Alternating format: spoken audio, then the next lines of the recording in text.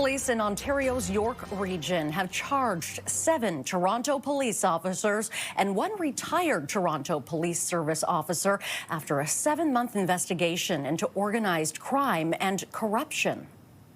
It is alleged that these officers have demonstrated varying degrees of criminality and associations to criminal networks.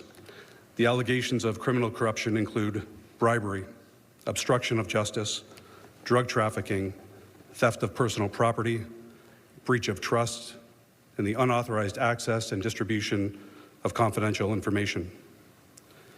We are alleging that some police officers who were collecting personal and private information unlawfully and distributing it to members of organized crime, which ultimately resulted in serious harm in our communities.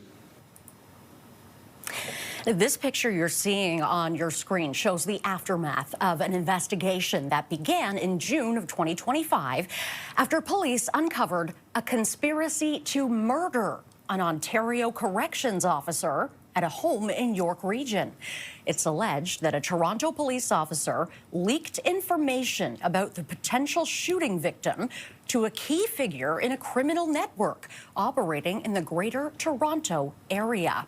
Joining me now to talk more about this is Chris Lewis, CTV News public safety analyst and former OPP commissioner. Chris, thank you for being here. What do you make of this? 1 retired and 7 current Toronto police officers charged in an investigation, including an alleged conspiracy to commit murder. What is going on?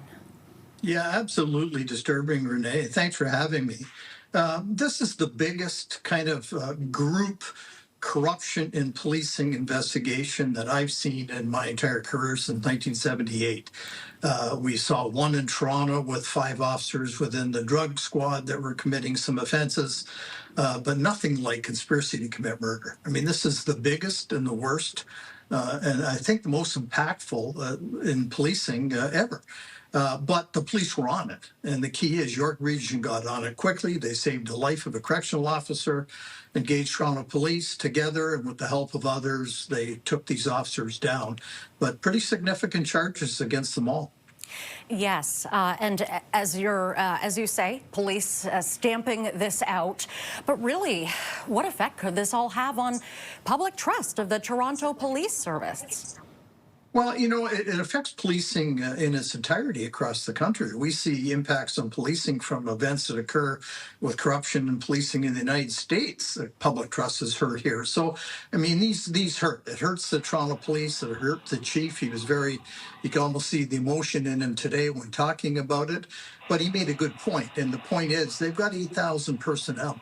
And this, as awful as this is, totally not acceptable, against the law, and on, the bottom line is the police deal with thousands of people in a lawful way and save lives and prevent crimes and solve crimes every single day in Toronto. Now, in this case, they had some officers that are bad, were doing, using their authority to commit criminal acts, and they've been grabbed and they're off the street. So all the good things will continue, and hopefully this sends a message to any potential bad out there that may still be within the police world. Now, 4 of the 7 current officers charged, it is my understanding, they have been suspended without pay, which means that 3 officers have not. And that's where I'm confused. How is that kind of thing decided? Because they've all been charged. Yeah, they have. And the chief made it very clear that they've quickly decided 4 should be suspended without pay. But it's an ongoing investigation. They've got more to look at in terms of the 3 officers that haven't been suspended without pay and make a decision from there about the future of their paycheck. Now, suspension without pay is very rare in Canada. The ability only came in Ontario within the last couple of years and changes to the Police Act in Ontario. But it has to be used very judiciously, and there has to be a real serious offense, time in custody, a likelihood of conviction, and probably jail time. But those are all the sorts of things they consider, as opposed to an officer on duty that maybe throws 1 too many punches at a fight and is charged. And so, there is a difference there. Neither is acceptable, but one's more of a planned, motivated thing than it is a quick act of some illegal means. Are you expecting more officers to be charged? I wouldn't be surprised, Renee. I mean, they made it very clear there's an ongoing investigation. So what are these arrests showing them? What are the execution of search warrants, the gathering of information going to show them? Are more members of the public to come forward to say they know something? So ultimately, it wouldn't surprise me.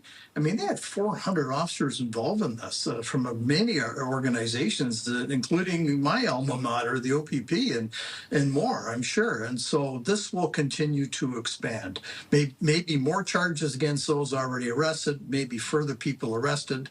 But if you're involved in this out there as a police officer, you better be aware that the end is coming near. And hopefully there isn't more, but if there is, then it's about to get even worse for them. There are people asking, is somebody going to step down because of this? Do you think that's necessary? I don't think it is at all. I mean, if it was shown that somebody in a senior management position knew what was going on and didn't do anything, that'd be different. And they'd be charged under the Police Act or worse. But that's not the case here. I mean, the Toronto Police Chief reacted immediately, assisted York Region, who were the primary investigators. And, one of the other questions that was asked was around, well, just police investigating police. Why not an independent body? What independent body in this country has the ability to take on an organized crime investigation involving 400 investigators, physical surveillance 24/7, and God knows what else? Nobody does. It has to be the police. And it was York, one of the best, supported by Toronto and others, and that's the way it should be. The proof is in the pudding, really, in this case. All right, Chris, we'll leave it there. Thank you very much for joining me.